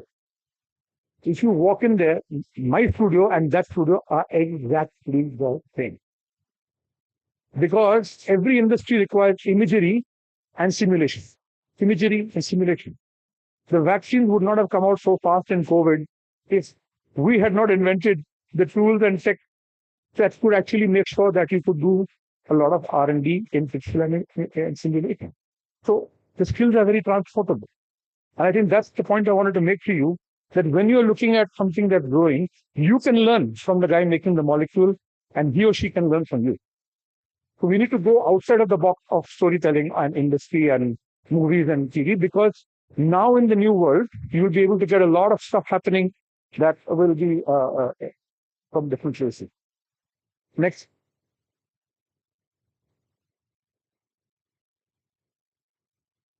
I'm not going to say anything, but I've said a lot about the fact that stories are there and sacred. I'm working on a social project. Anyone wants to put their hands up and do something, please let me know. Every state has 10, 15, 20 different subcultures where there are folk tales and folk songs. And if we had done this, if we captured this 25, 30 years ago, we'd have had more folk songs and more folk tales. If we capture it 25 years later, there'll be less folk songs and like folk tales. But I think it's important today because no kid really wants to learn verses and hear those stories, etc. And certainly they're not going to read a book. So we have a chance today in the audiovisual world to make this where tomorrow it can be seen in a dome or in glasses or in a short form, whatever the case might be. And that's like a huge project to actually preserve the culture of this country, which is not only buildings can be blown up by a drone attack, but they can be there in a soft copy, which will last forever. So I think the way in which stories can be captured is to bring and preserve something that should be there for the next 200 years. And I believe that that's really going to be led by folks like you in this room. Next. So for me, Make in India is about making stories as well. I know Make in India today is all about manufacturing and industry and all that kind of stuff. But I truly believe that there's a time now where what we do will be as important or more important to keep the growth in this country because we're making something. So I'm going to kind of end there, but I have some things on AI, but you can catch me separately and have that conversation. All I can tell you as students, you can go to the next slide and find the last slide. Go forward and then forward. This. And that is 1940 Air India ad, by the way, on the left. I took it when I was walking to the Bangalore airport outside the toilet. That was the men's toilet. You can see that up there, you can see it. Next one. That's us looking at the future. Go ahead, next one. This is the immersion I talk about. Even today, you go into events, you walk through something like this, it's a whole different world. Next. Why have I put this up? Shout it out. Why have I put this up? Yes. Failure. I want to talk about failure. How many of you feel that you failed many times in the last 2 or 3 years? Put your hands up. Yeah, you need to find the Sanju Samsung in it. Does anybody know what happened to him in the New Zealand series? He played 5 matches and scored some 45 runs. And then he didn't play the first few matches in the World Cup. He was in the gym one day when Gautam Gambhir walked up to him and said, "You want to play tonight?" And the rest is history. He played those three matches, and wow, that means nobody scored that many runs in the history of the world. That is the inspiration you should have. Same with that opener, young guy, Abhishek. He was like 2 ducks in a row, and then he went berserk. So I think it's really important to understand that you will fail many times, especially as there are these changes in tech, etc. What do I therefore want to say to you? I want to say 5 things to you. 5 things to you. I want to end there. One, be multi-skilled.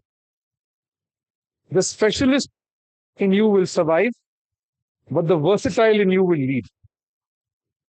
Whatever skills you are learning and doing today may not be applicable in time to come.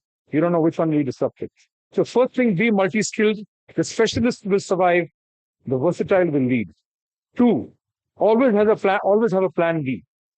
So you saw in the earlier presentation, one big movie is going to take half a lifetime, but I'm doing all this other stuff in between in order to teach, in order to make short films, etc., etc. Number 3, don't look at Chitkara University. Upgrade yourself before the market upgrades you. In fact, even help the university to upgrade. You can make sure that the university upgrades more than the university can make sure that all of you get upgraded at the same time.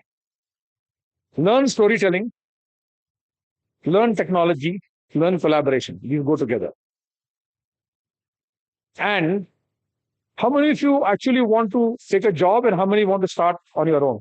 Those who want a job after you finish, put your hand up. Nobody wants a job. Thank God. At least my email will not get flooded. If you want security in the job or whatever you do, become indispensable. This conference would not have been what it is if they hadn't called me. I'm indispensable. Sorry. So become indispensable. Even if you're old and apostles, people should want you. Okay. Next one. All the good work you did. Anyone seen Kantara? It's in Kannada. No one's seen it. You saw Kantara. Everyone's seen Kantara. Have you seen the tiger? Anyone seen the tiger in Kantara? We made it. And I tell you something, we made it half when we had a big studio, then the studio crashed. All our data, all our tools, all the stuff was inside there, including the money that was paid by Hombale. We sat with them, with the same set of people, and we finished that movie. In fact, they had to give it to 25 people. In the end, we were ICU. They had edit lab, and then we were the ICU, where all the work was coming back and we were fixing it. Like a war zone. That's like that Dunkirk we saw earlier. And I just feel that is, I think, something which makes me stand out. If you do features, if you do sci-fi, if you do beyond the camera, I think the world, that's the experience they're talking about. All those monkeys there, the way the ship blew up, the extension of the forest, the mythical character of what you do, that's going to be the future. And I think that's why I brought it up, because I think it's so special to be able to give the director or the storyteller a way to do something that is huge. Next. I'm trying to come to my email for you. Next. Anyone wants to write to me, you will be very lucky to get a reply. But don't stop if you want to get in touch. I can certainly put you on to people in the team.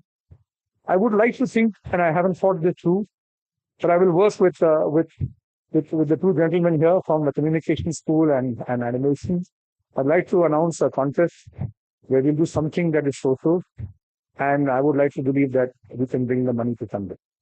So I'll have that conversation with you. We'll announce it for all of you. Yeah, because I think that there's a huge amount of money that is not tapped, which is the money coming from CSR.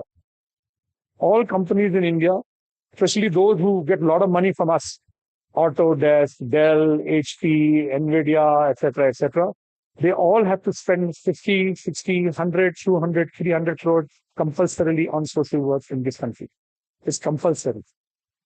So what stops us from going and saying, give me 1% of your budget, I'll make it look better than your 99%. That's my pitch to them. And if we can come out with projects that are student and industry and those companies, we can have a contest and we can make sure that we bring some money to create a pilot or a project. So the next time I come here, I would definitely like to in 1 year see the result of that contest. We'll do interim, but please participate wholeheartedly. And thank you so much for listening to an old man. Thank you. Thank you so much, sir. Now I would like to invite Dadi Pudumji to felicitate our Birengo.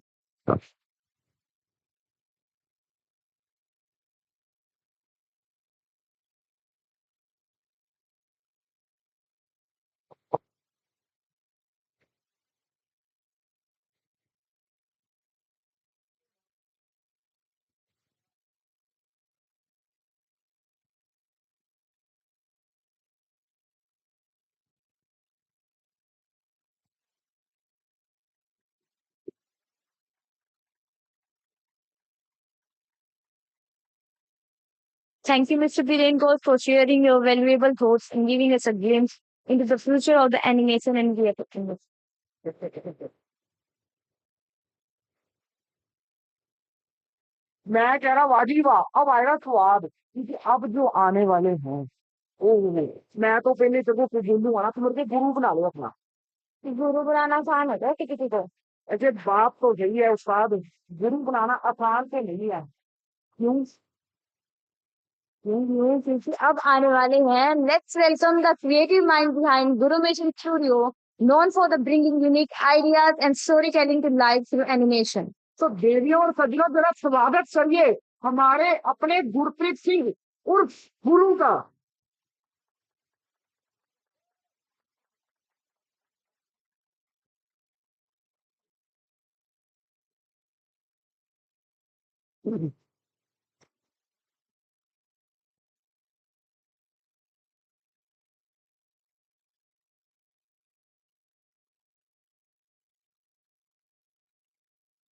No, no, no. Hi everyone. Everyone. Hi everyone. Hi everyone. I am Guru from Guru Making Studio. Eh,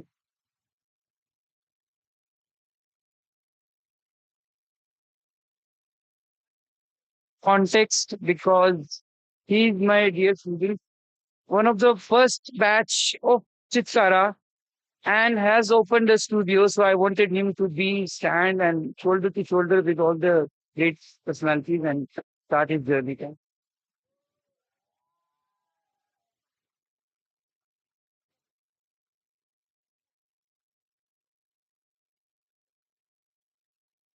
मजा आ गया बड़ी देर से इंतजार था इस place का इस speech का thank you Chitkara thank you चियाफ स्पेशली संजय सर नहीं पहला मैं बोलूंगा नो खुशी हो रही है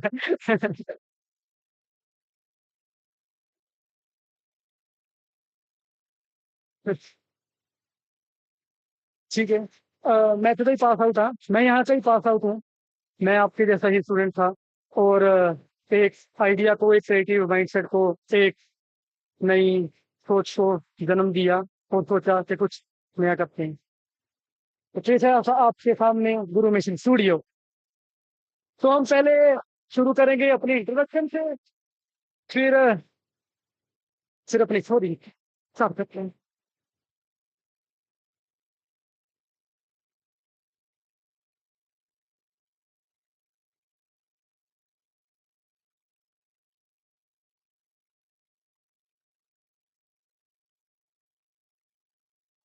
every creative idea start with simple spark बस हम करेक्टर को ड्रॉ ही नहीं करते उसे एक न्यू वर्ल्ड देते हैं blurring the line between real and digital world.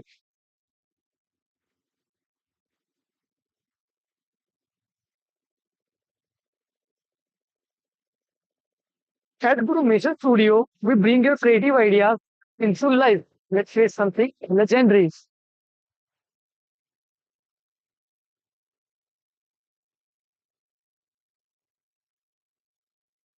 अब आपके सामने पेश है एक बिंदास की हमारी मेहनत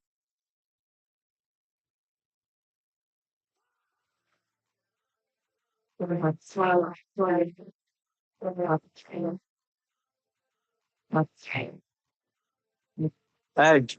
So you sit in conflict shit, never pay for me clothes like a joke fits, nice job for me, put up great one miss, tasted in the castle when fucking put some bloaters, get me close straight from Afghanistan, give me close top thing with the Taliban, SD kid right around, don't give a damn fuck wrist, fucking with another fucking Taliban, I was making one of course like I'm living, You start skin from the red hair, music from some money. I'ma never stop wearing. After the morning time, I never stop swearing. And it's like I'm someone to the top and X. It's on the top of 7 fucking top and X. Yeah, I'm really nice. I'm dropping with the front sex. Kids sleeping, but I'm never rocking Monster Rex. Used to walk out with my Sprite. Tell me, Jelly need. Too many bitches in my line. I need some piss break. Me and so when a couple of Christians have me, this can't I'm gonna put this wedding cake. Here you go, probably the bottom.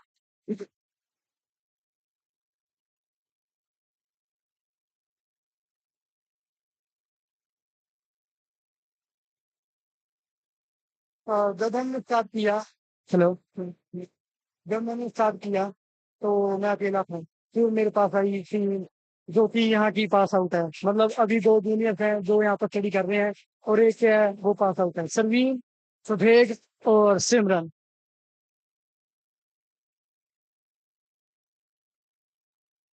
अह, क्या बोली मतलब होता रहा at least 2 साल पहले मैं यहाँ का एंकर था तो मैंने यहाँ से यहाँ पर आके परफॉर्म किया एज एन एंकर तो आज मैं यहाँ पर आके अपने स्टूडियो को भी पसंद कर रहा हूँ अपने टीम को भी पसंद कर रहा हूँ तो ये मेरे लिए बहुत गर्व की बात है मैं मेरे को कुछ समझ नहीं आ रहा मैं ऐसे फेस देख के थोड़ा ब्लैंक हो जाता हूँ बट मेरे को अच्छा लग रहा है कि मेरे को ये अपॉर्चुनिटी नहीं हुई तो बहुत हम सभी फील्ड में कर सकते हैं कुछ भी मतलब 3D animation 2D animation video editing VFX anything actually तो ये वर्क फ्लो है जो हमने ये पहला हमारा VFX प्रोजेक्ट था जिसमें हमने फिल्म VFX किया था तो हमारे लिए ये अपॉर्चुनिटी थी हमारा एक स्टेज था जो हमें शो करना था एज एन आर्टिस्ट या फिर एज एन डायरेक्टर तो ये इस कौन से फ्रेंच है जो ये अपनी चीजें हैं और ये जो ट्रैक्टर है इसमें हमें गाड़ी के साथ VFX किया था ये एक चीज है ये वीडियो एडिटिंग के फ्रेंड्स हैं इसमें भी हमने VFX यूज किया था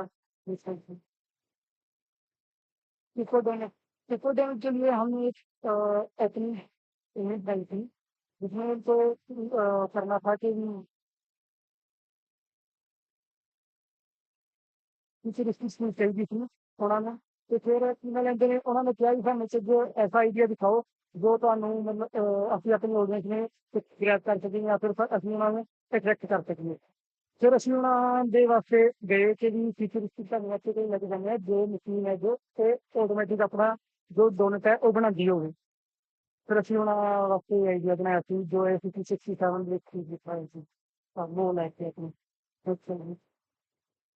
ਇਹ ਅਸੀਂ ਵੀ ਆਪਣੀ ਸੀ ਤੇ ਬ੍ਰਾਂਚ ਕਲੋਥ ਦੇਣੀ ਸੀ ਤਾਂ ਇਹਨਾਂ ਨੇ ਕਿਹਾ ਵੀ ਸਾਨੂੰ ਪੰਜਾਬ ਦੇ ਵਿੱਚ ਆਉਣਾ ਹੈ ਤੇ ਪੰਜਾਬ ਦੇ ਵਿੱਚ ਐਸਾ ਕੋਈ ਆਈਡੀਆ ਦਿਓ ਜਿਹਦੇ ਵਿੱਚ ਥੋੜਾ ਪੰਜਾਬ ਦੀ ਝਲਕ ਦਿਖੇ ਤਾਂ ਅਸੀਂ ਪੰਜਾਬ ਦੀ ਜੋ ਕਣਕ ਹੈ ਉਹਦੇ ਨਾਲ ਇਹ ਆਈਡੀਆ ਉਹਨਾਂ ਨੇ ਫਿਟ ਕੀਤਾ ਸੀ ਇਸ ਤਰ੍ਹਾਂ ਚੀਜ਼ਾਂ ਹੀ ਹੈ ਸਾਡਾ ਜੋ ਅਸੀਂ ਸਾਫ ਕੀਤਾ ਹੋਇਆ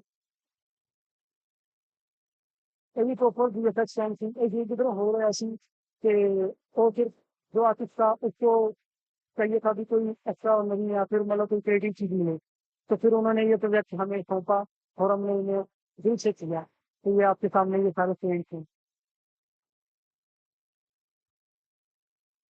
ये टोटली VFX है सात बक्स के लिए हमने वो किया था मोशन ग्राफिक्स की थी उनके लिए तो उन्हें ये दिखाना था कि हमारे स्टोर्स जहाँ जहाँ भी प्लेस है तो हमें एक बार शो करना है कि हाँ हमारी लोकेशन कहाँ पर है और इंडिया को फिश की है तो उसमें सारा डिस्क्राइब किया था हमने हमने थैंक यू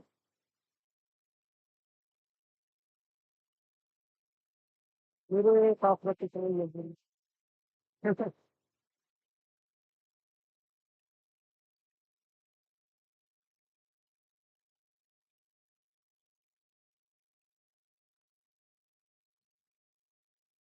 हम ओपन है फॉर वर्क और फॉर ज्वाइनिंग्स तो मैं आप सबको कि आपके थ्रू ईमेल्स और इंस्टाग्राम सेंड कर दूंगा। इसमें लिखा नहीं हुआ। ठीक है, thank you.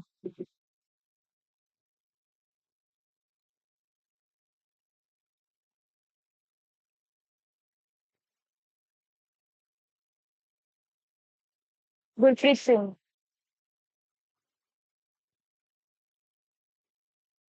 I would like to invite Mr. Rob to fill the stage, Mr. Gurpreet Singh.